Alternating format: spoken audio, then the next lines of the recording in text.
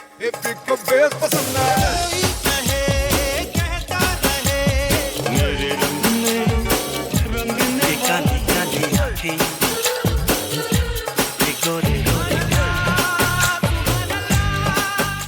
this is Asim, This is Sujoy. This is Amrita. and you're listening to Khandaan, a Bollywood podcast about the three main Khans of the Hindi film industry: Amir. Salman, And Shara.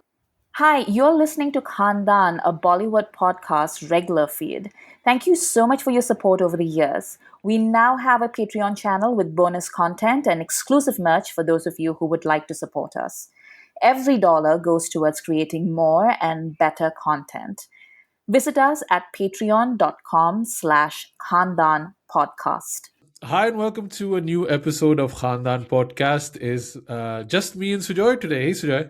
Hey, we sort of unconsciously color coded today, right? Yeah, The yeah. gray brown boys. Yeah, although I don't know if this is going to be on video, so people will have to imagine how we look with grey hoodies together. Yeah. Amrita is not here, so the boys are unleashed. We're not being shackled by a dictatorial regime anymore. No. Amrita, we miss you, even though you're not sharing your rabri kheer with us. I don't know if you can, Amrita is just basically traveling around and eating a lot of food. That's what she's basically doing, right? Yeah, Amrita is in my shoes and I'm in hers Yeah, for yeah. a change. Yeah. So we're doing an episode. We're basically going to hang out. Our main review is going to be Mardaani 3, but I don't think that movie, we can talk about it like that long. Like it's not like a very discussion heavy movie. So we're going to attach a lot of other stuff that we've been watching, mainly Bollywood. For Patreon, this is going to be a longer episode that we're going to be talking about a bunch of other stuff, but that's going to be a Patreon exclusive. So people on Patreon get the longer episode. The non-Patreon people get the Bollywood only episode. So that's how we're kind of splitting this up. So welcome back, main feed. We had fun. You should have subscribed to the Patreon version. What did you watch? Anything Hindi? You didn't watch too much I Hindi, right? watched Happy Patel Khatarnak Jasoos, which is the Veer Das movie. He wrote and co-written and he directed this movie, I believe, or co-directed with he co-directed with Kavi Shastri. And I got to watch this at a very late screening. I invited you and you were like, this is too late for me. I don't think so. Yeah. Yeah. Again, like our Cineworld, our cinema chain is doing some really terrible. Like they were always so good, and now it's been really bad. Like they have not been doing enough showings. It's been very late, and like also I don't know. Like this one was starting like at 9 or something like that. Yeah. Like, it's cold in the winter, and I was like, I just can't do it. And like I said. January has been kicking my ass anyway, so it's like I cannot take this on. And I'll be honest, like I was really excited from the trailer and the teaser and also just the marketing campaign. I thought it was a really good job. But then when the reviews started coming in, I thought like people were kind of very lukewarm on it. So I was like, oh, I don't know what's going on. Maybe then I should just watch it in streaming. So I don't know, Sujay, I'm really looking forward to your thoughts about it. So Veer Das's comedy brand is not my kind of cup of tea, I believe. I'm the same, yeah. But this is a very earnest attempt at a first movie. It's very much the hot shots and airplane kind of take on spy movies that he definitely got inspired from. It's very much a joke per minute or even more than that, but also there is some sort of a disconnect in the timing. I feel like the jokes land just like a second after, so by the time like the jokes linger for longer, so as if like it's expecting the audience to keep laughing, but it doesn't necessarily happen that often, and that's why I felt it did not have that comic effect on me as much. But it's a very earnest attempt. I really appreciate some of the jokes and some of the story arcs that it's trying to create, especially like Mona Singh. She's having the time of her life playing this gangster lady who has invested, like she's become the Goan queen in like drugs and stuff, but she's also divested all her money and hafta vasuli into creating a fairness cream. And it's hilarious. And then um, and of course there's like other people every time. So the whole thing is that just minor spoilers, that Veerdas was the son of a gangster, and then he was adopted by gay British spies, and he was brought up in like countryside England. So he's got this weird English accent, and he thinks he's doing a fantastic job. But for us, it's like, no, right? And it's instantaneously bad. But then it continues, and there's a lot of jokes written at the expense of his bad English accent, trying to speak Hindi. So whenever he says tumne, he says tomne. So it sounds like Tom, and then a random Tom appears from the background, and it's like, "Hi, I'm Tom," and that That's happens throughout funny the though. movie. That's It's really quite funny. funny. It's funny, but when it happens like for the 52nd time throughout the movie, it's like getting grating now. Like it's not you. It's like the Minion effect. You made a movie, the first Despicable Me movie, and it worked, and then you make a whole another movie about it, and it doesn't have that effect. I think there's like, and also like when he's getting trained for this mission to come to India, like he's a British spy, so he gets trained on the Indian ways by watching Bollywood movies.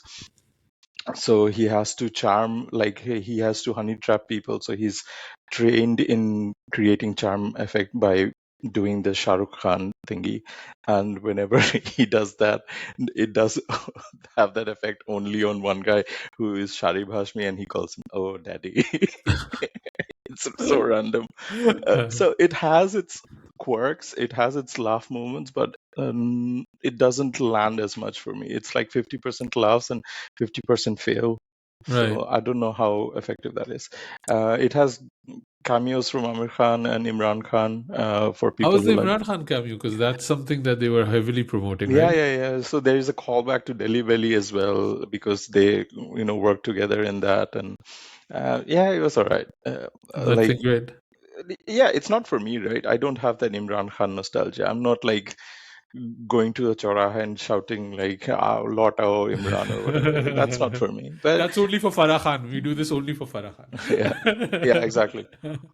I also the marketing strategy was really fun because like it was Amir, Hmm. and I saw they also did like a episode with the streamer KSI, Hmm. showing my age by calling him the streamer KSI. And they did like who's the celebrity? I don't know. Did you watch it? I'm so surprised that you call him KSI, not Kasai. I was like, for a minute, I thought, wait, is it not KSI or is it something else? Yeah. Did you watch the episode? No. It was so weird because the episode dropped this week and the movie's Hmm. been out like 3 weeks ago. I was like, why is this such badly coordinated? Hmm.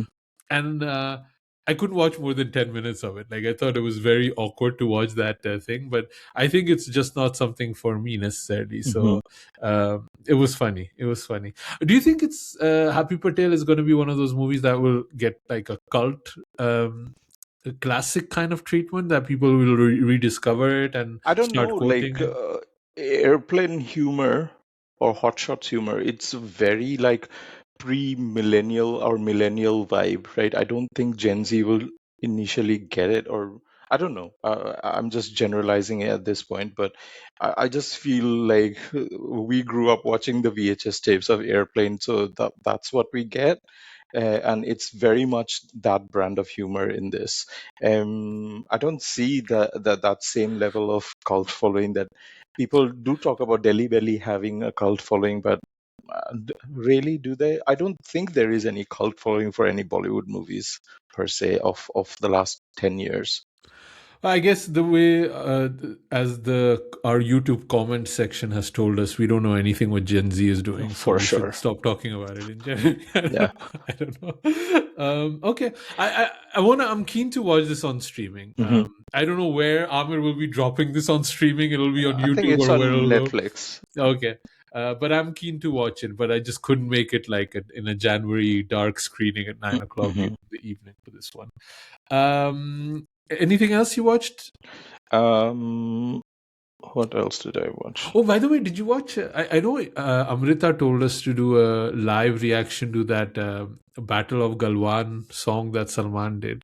Uh, I've seen the reactions to it uh, on Instagram and on freaking Reddit is going to town, criticizing how Bhai has like got no effort left. He's just filming his scenes in his Panvel ka farm and just lip syncing in the most mundane way, whereas Arijit Singh is giving his best in the background. But yeah, that's all. That's I all did. that I have. I didn't even dare watch it. I was Yeah, like, me neither. I just can't do it at the moment. I will watch the movie though. I will watch the Yeah. movie because it's Salman. But yeah, I was scared to be honest to react or talk about it too much. Um, I watched a few movies. I want to quickly go over them. I watched this movie called Echo. Hmm. EKO. Have you heard of this one? It's popped up on my Netflix stream, like on my Netflix feed, but I haven't gotten the watch time to watch it. Yeah, it's. I think it's a Malayalam movie, if I'm not mistaken. I think it Hmm. is. And it's so this got really a lot of hype already. Like a lot of people were like, "Oh my god!" Like even if you go to the IMDb review, it's like a film that restores your faith in Indian cinema. A Right. beautiful, crafted, slow burn. Like people love this movie. So I came in with very high expectations, and I thought it was a good movie. It just didn't blow me away. Hmm. But it's because it's a lot of themes that don't necessarily appeal to me. But I think a lot of people that don't have those, let's say, hang-ups about nature and animals and spirituality that I do, they Hmm. might get more out of it. Hmm. I just felt this movie had way too much nature and way too much dogs, which is for me is a problem. And like not normal dogs, they had like ninja dogs in there. So um, it's kind of like a twisty, turny tale about this gangster who's disappeared, and a lot of people. He lives on this very secluded area between, I think it's Burma and Malaysia and India. And he's a dog. He's also a dog breeder, but also a drug dealer. And people are kind of chasing him, and they're trying to figure out where this guy went. And the only thing that they have is his helper, a guy that kind of helped him in the farm, and he's behind. He's been left behind on the farm because he's taking care of the gangster's wife. But apparently, he has multiple wives. So it's kind of that, and I'm explaining it really weirdly because a lot of times with these Malayalam movies, it's like the story is one thing, but when it start watching it, it's about something completely different. Hmm. And there's so many twists and turns in it, and to a point where you're like, there's too many. But it's still kind of like it's enjoyable, but it's also I just the only problem I had is that the ending of the movie, like the final reveal, the final twist, for me becomes a bit too esoteric. Hmm. Um, and I think maybe me as an audience member, I needed a bit more handholding, a bit more, that they actually show us what the result of everything is. I'm trying to be vague. Sorry about this, but I'm trying to be vague. Um, and also, it's one of those movies where I felt that. I was missing a lot of context just because I'm reading subtitles. This is one of those movies that I was Hmm. really feeling it, that I things are getting lost in translation that I'm not understanding. So there were a few elements that I was like, that's for me. I didn't like love and strongly recommend Echo, but I think if you do speak the language, if you understand the context, and you have this affinity with nature and dogs and you know not having Wi-Fi, those things, then I think you might get a bit more out of Echo. So it's streaming on Netflix if people want to check it out. The absence of Wi-Fi always features in all these critiques. Our podcast, we record Yeah. on Wi-Fi. What would we do without it? Then another movie I watched is that came on streaming. Is Tere Ishq Mein. Have you watched this movie, I Sujoy? have not. I have not. Why have I you not watched this movie? I don't know. I just feel like it's going to be emotionally taxing on me. Like the hangover of Ranjana is like all over the poster and the aesthetics of this movie. So I feel like I would need a proper weekend so that I can watch and recover from this movie. So yeah, same with Bison, which has a lot of hype. I started watching it and I was like, nope, I'm not in the mood for this. I will probably come back to it later. Yeah. I want you to, and I think I texted to you and Amrita. I want you guys to watch it so you can explain this movie to me, Right. because it is directed by Anand L. Rai, who did Hmm. Ranjana, he did Zero, he did so many other movies, Atrangire, which I absolutely loved, and it stars Kriti Sanon and Dhanush, and it is a movie that I don't understand, but I'm also fascinated to understand it. Like, it's something like the Mame Kira, like, what were they trying to make? What do I not understand? And they just uploaded like a 10-minute making of it in on YouTube, on Netflix India's channel. And I watched it because I was like, I want to understand what they were trying to tell me. And what I understand is that Kriti Sanon really loved getting like a meaty, challenging role, like where she could really perform. Like the roles usually Alia Bhatt gets, or Deepika gets, and Kriti doesn't get as many. Hmm. And I think she really kind of like committed to this role and really wanted to give it her best. And I think she did an amazing job. I think Kriti Sanon is the best part of this movie, and I would almost say she's worth watching it just for her performance. Dhanush is, king of the incels, as he usually is. I don't think he was better or worse than a lot of the things that I've watched him in. He's always good. The music is amazing. The movie looks good, but I don't understand this movie. I don't understand what it's trying to tell me. And it's easy to, and I think a lot of the criticism has been that it's very kind of like incel centric. It's very like men's rights and Hmm. toxic love and these kind of things. But I think, I don't know, I'm trying to like look to the movie beyond those criticisms. And I understand that if that's the criticism you have and you shut down and you cannot engage with this movie, I totally understand, because Yeah. it goes doubles up on a lot of these things that Ranjana had, and I would even say Zero had, Hmm. where Shah Rukh's character is a very toxic character in that movie, right?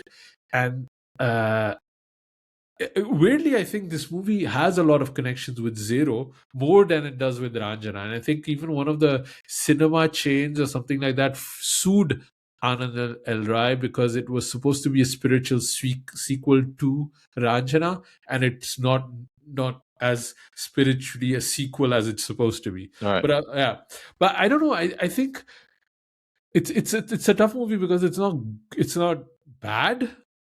It's definitely not good.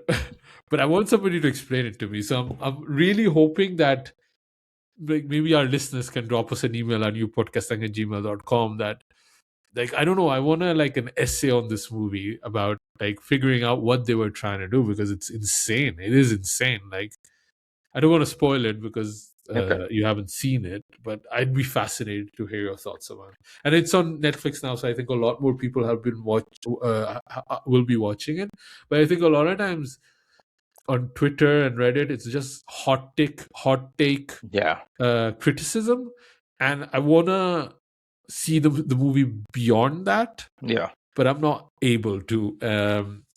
So yeah, it didn't work for me like Atrangire did, which also had a lot of like issues and a lot of people were pushing back against. Me But included. yeah, everybody. I think I was one of the only people that loved it. But it for me, it's more like Zero, where this girl doesn't want me, so I'm just gonna be like a space pilot. Oh, this girl doesn't want me, so I'm just gonna drive a fighter jet, and it's all Pakistan's fault. So it's like all of these weird themes in it, which, like, I'm saying it's Pakistan's fault. You wouldn't even thought that was a theme in this movie, right? But it is. It is. So yeah, I did not see that coming, I Asim. know. I didn't see it coming either. So How Tumne kyun mara? Yeah, exactly. Pakistan didn't see it coming, So yeah, Tere Ishq Mein, please explain this movie to me. Drop us an email at youpodcasting@gmail.com. And then quickly, before we get into our main review of Mardaani 3, I also watched Mardaani 2, which I hadn't seen, which is on Netflix too. And I was like, we're going to watch the third one. And it was a last minute spur of the moment idea of Sujoy. It's like, we want to go. And I was like, sure, why not? So I was like, oh, maybe I should watch Mardaani 2. And I think we can, yeah. No, I was going to say we could start talking about Mardaani 3 in here too, but it's no, let's not do that. Let's not get into Mardaani 2 because I want to kind of put Wrap it it into up my later. I want to put it into my thoughts of Mardaani 3. So let's talk about Mardaani 3. Sorry about that. I That's think okay. while I was talking, I was thinking, I was like, this doesn't make sense. Yeah. So Sujoy, we watched Mardaani 3 yesterday in theaters. I would say actually quite a packed theater, I must say, right? Yeah. Were you not surprised? Like there was a moment where I was looking around and I was like, wow, it's quite packed. Yeah, it was quite surprising because given it was a late screening on, it's still Saturday night, sure, but it's still like Desi audiences don't necessarily come out to watch late screenings, and it was like at least 60% full. Yeah. I was really surprised that there were so many people there, which was good, to see. So Mardani 3, I'm just kind of looking at some sort of basically the plot is it's from IMDb it's a race against time and there will be no mercy. Shivani Shivaji Roy is back to rescue girls who go missing without a trace. It is the third in the Mardani franchise, and I think it has a very clear theme. These movies, it's about Rani Mukerji as a cop, saving women or from men mostly. So, what did you think of Mardani 3? It's been a while since I visited the Mardani universe, right? And it's also been a while since I had seen Rani Mukherjee on screen. And I have not watched her last few movies, like Mrs. Chatterjee versus Norway. I did not watch that. I haven't even watched Hitchki yet. Oh, really? I gave up on Bunty or Bubbly 2.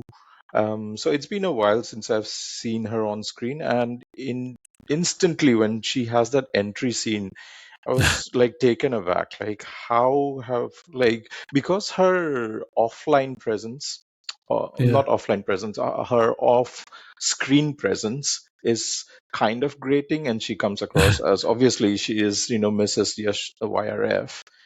So it's, and the opinions she has on these panels are often like very, she often forgets the privilege that she has, and so it's kind of grating. But then her on-screen presence, or the what she can pull off as a lead actress, is so like something that we miss at Yeah. this stage, right? So that's why I was totally buying what she was doing, and Mardani 3 was a blast. It was such a by the numbers procedural drama, and we know we have like true crime stories like these on streaming platforms by the dozen. There are many like Delhi Crime and all of that, but this is such a heightened masalafication of that. It's edited well, it's acted well, it's paced well. It has no songs to slow down anything, and there are no unnecessary subplots in there. There's obviously some Abbas Mustanification of plot, play double plot, twist play double twist, and all of that. But I enjoyed it. Enjoyed the heck out of it, and it's been a while since I've done that at the Desi movie. It's funny because it does harken back to a kind of movie that doesn't get made anymore. Like you're mentioning, you see these procedurals as a series now, Hmm. and making a feature film of it again. Yeah. That doesn't happen that much, and I think then also it does kind of constrain where you don't have 8 hours to tell the story. You have to tell it Hmm. in 2 hours and a bit. and that changes how you tell that story, right? And everything does become heightened, and especially when we're talking about the entry of Rani. Hmm. um, it's such a departure from the other two Mardani movies, Yeah. where this entry, she's always like, it's almost like Jawan. She's like Hmm. literally like Shah Rukh Yeah. Khan in Jawan, and it's almost a clap worthy moment. And so there's a moment where you just see her eye, and you know that's her eyes are a trademark. Rani, Hmm. her eyes and her voice are a trademark. And using it in like a hero entry way Hmm. is something that doesn't get afforded to female performance as Yep. much, right? Plus, also, female performance are not able to. Not able to, but Bollywood in a way doesn't reward them for their legacy Yeah. as much, right? Maybe Madhuri is the only one that gets to have that privilege, although I don't know how well Bollywood is, using her legacy. Whereas, any Salman, Shah Rukh, everybody, there'll be like inside jokes about their movies Yeah. and things like that, and women don't get to do that as much, right? But Even the best Madhuri performances happened in a very male-centric movie. It yeah, was up to Madhuri to pull that performance, right? Rather than the backing of the entire industry coming to uplift that as a Madhuri story. You know, a Beta, a Raja, these are yeah. all very much the story about the guy. And then Madhuri happens to them, and Madhuri just takes control because she's Madhuri, Yeah, and we don't have that anymore. And this is one of the last ones, yeah. Rani Mukerji in Mardani. And the other thing we were saying when literally after the screening stopped is like, there's not that many women left like Hmm. Rani that are proper stars that can lead a movie, that have control of their language. They can speak a dialogue properly, that can be as convincing as a kind of a physical foil. There's a lot of physicality in this Hmm. movie, and none of it necessarily feels off to me. Like Yeah, a lot of people, when we were watching Jigra, they couldn't understand that Alia Bhatt was taking on these people physically. I yeah, didn't have that problem. I thought it was fine. But here, there's a lot of physicality on Rani, and necessarily none of it looks fake, right? To yeah. me, at least, I thought the action scenes were really well done. But there's also just that obviously she's not the one performing those stunts, Hmm. right? But you need to have a performance where you make believe that it's Hmm. you, and Rani pulls that off, and It's all she that Krav commands. Maga. Yeah. Yeah. Yeah, so yeah, and there's not that many left that can do that. Preeti is not there anymore. Yeah, Bipasha is not there anymore. I would say Kajol was never there to that level, although we love Kajol, but she was never on the level of Rani is, and it's basically Rani and Bebo that are the only female stars yeah. of that caliber anymore. I So mean, like Madhuri and Ravina and Karisma are doing streaming shows where, like, Ravina got to play a cop in that. I can't remember the one set in like Aranya, Aranyak, yeah. But it's not at the level of what Mardani yeah. is in a way. But obviously, that also comes with the YRF banner under Mardani franchise, right? Yeah, being the wife of the biggest producer in India Yeah. obviously helps you to When, be. when the YRF logo started with Lata Mangeshkar singing, Asim just whispered to my ear, "I'm so happy that Rani gets these Of, opportunities." And I was like, "The R in YRF is Rani." and we were laughing so hard and annoying everybody in the cinema, Yeah. as usual. But yeah, Speaking of laughing, though, like unlike the previous two Mardanis, she is having some fun here as well. There are comic elements, not necessarily comic, but she gets to switch characters. She's like in Baiwali makeup, and she's like playing a roadside, street smart girl and picking up the drunkard, but she's playing a character, and she's very much in the bunty or bubbly mode in that, and then she turns into the tough as iron cop character of Shivani Shivaji Roy. I find it interesting that all three Mardani movies have a very different kind of approach. I think Hmm. obviously the first one, when it came out, was very much speaking to this anger Hmm. that India was feeling at that time because of all of those horrific things that have been happening. in the country. So I think when did it come out? 2014, right? Yeah. So it's been literally 12 years. So it came from a place of anger. The second one really had these ideas where it kind of had this idea where the villain was breaking the fourth wall and it was speaking to the audience, which was very unsettling when you watch it, because it really brings you in this almost American Psycho way of making a movie.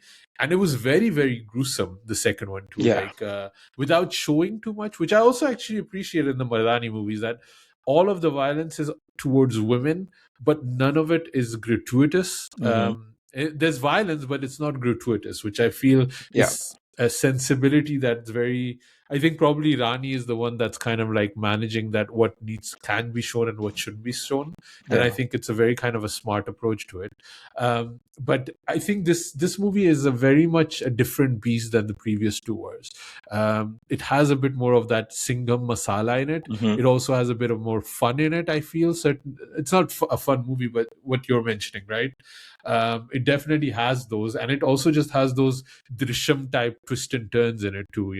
Yeah. And also the pacing is really nice, right? Because there's a big twist that happens in the middle of the movie, and you were basically saying that you're happy that they didn't drag this on, that now we can deal with this Yeah. for the second half without dragging it on. And I think, again, because you're making a feature film, you know that there's an interval coming and you need something dhamakedar Hmm. before you start again. And you don't have a song. You won't have an item song in a Mardaani movie, right? Yeah. So you have to rely on the story of it. I gotta also just praise the performance of Malika Prasad, Amma. who's playing Amma, an actress that I wasn't aware of at all, although she's been acting for a very, very long time. Did you know of her? No, I haven't. Yeah. Oh, no, she's not been acting for a long time. 7 credits I'm seeing. Yeah, 2002. I think that's the USP in a way of the Yeah, Mardani series, that every single installment has had a debutant villain in a way. Like yeah. the first one had Tahir Raj Bhasin play the Karan Rastogi, whatever, the cartel guy. The second one had Vishal Jetwa in one of his breakthrough roles, and this one has Amma. I'm not really sold on the other baddie in this movie who I plays don't the think you should Ramanujan. say you should. I don't think you should say who the Yeah, baddie is, right? okay. Even when I was talking about twist at the interval, I was like, should I be saying this because it Yeah, kind of like, yeah. But yeah, there's another baddie. baddie in there too, which we shouldn't say. But you weren't sold on that guy that No, much. not Yeah, that much. yeah. Yeah, he's playing a very cold-blooded mastermind kind of a guy, and it gets a bit outlandish at the end. Like the threat levels of Amma's whole, crime syndicate, it gets more and more unrealistic as we progress in the movie, and that's where it sort of misses the landing for me. Mm. It's kind of messy in the climax, but I believe it goes from being very gritty and procedural, and we have to fight against this big threat, and we are sort of on the clock, and but towards the end when it becomes very exposition heavy about what is positive and negative and all of that, it becomes too outlandish, and it always like it gets funny when people start saying $100 million and stuff like that. 100 million. Yeah. I just thought there was a kind of a good change in dynamics because Rani gets to play against a woman, right? Mhm. And I thought that was kind of a really cool difference in it, in the approach of it, because it's always been against a man. And I thought I really liked that, kind of like we're both women. Mhm. And I think the way Malika Prasad plays it really reminded me, weirdly enough, of Ashutosh Rana in Mhm. Sangharsh. Like this height, like I don't think women get to play this kind of role too much. Mhm. um, Usually there'll be like either it'll be a man or a man in drag a lot of times, weirdly Yeah. enough. And I'm even thinking of Sadak, for example, Yeah, like yeah, those yeah. kind of things. But Also, like yeah, Vijay Raz in Gangubai also was kind of yeah, like that, right? Yeah. yeah. And I just like that dynamic of two women, especially when there's a face-off sequence where Hmm. they're at the dinner table and they kind of basically it's that sequence of Rani delivers that line from The Watchmen where she says, I'm not stuck in here with you, you're stuck in here with me. Yeah. And she, again, it's just being such a talented performer, you can commit to these dialogues and not Hmm. make them look cheap or corny. And Yeah, Rani does exactly. that so well. And Like which, none of the current generation of actresses would be able to no, make us believe that that character is able to come up with that line in the spur of the moment. It yeah, doesn't look as rehearsed or written on a in a board of writers room. It's like, what is Shivaji? What's her name? Shivani Shivaji Roy, what yeah, is she going through right now? Right? It's that filmy, but it's also very believable, and Rani sells the heck out of it, and yeah, none of the current crop can do it, yeah. sadly. Yeah. So I actually really enjoyed Mardani too. Like Hmm. it's like, I mean, maybe for vegetarians this is not the right analogy, but it's like meat and potatoes, bosh, that's it, like a very lean kind of filmmaking. You get what you got, and it tastes well and it's really Hmm. well made, and it's never gonna elevate more than that, but it's also delivering you on the promise. So I thought I really enjoyed it. I was like, Yeah, and it is, these movies are dark to a certain degree. yeah, for sure. Um, but they still, I don't come out depressed out of the movie, in a way. They are rated 15, and I understand that because there is a lot of violence against women, especially here. There's a lot of violence against little girls, which is Hmm. tough to watch on certain moments. I came out and I think you went to the bathroom for a little. I was just like quickly watching some videos and photos of my daughter just because I was like, I need to have some positivity back. I do feel one criticism, let's say, about these movies though is because they're making them on a very tight budget, right? Hmm. Because it feels almost calculated, like we need to come into this budget, it needs to be shot quickly and it will go out to this many theaters and we'll make our money back. I think that feels very much a produced movie, Hmm. and because of that I feel the ending is not big enough. Like it doesn't Yeah. hype me up. And I had the same problem in Mardaani 2, which I just watched. And honestly, the ending of Mardaani 2 and Mardaani 3 are pretty much the same. It's just Rani whipping men. Hmm. And it's fun to see. But I don't know. I feel it could get more, or at least they could be a bit more creative in it, in Hmm. that ending of it, Yeah. because you want to leave on a high. And I don't think that I don't know if you got, like, what do you feel about the ending without spoiling it?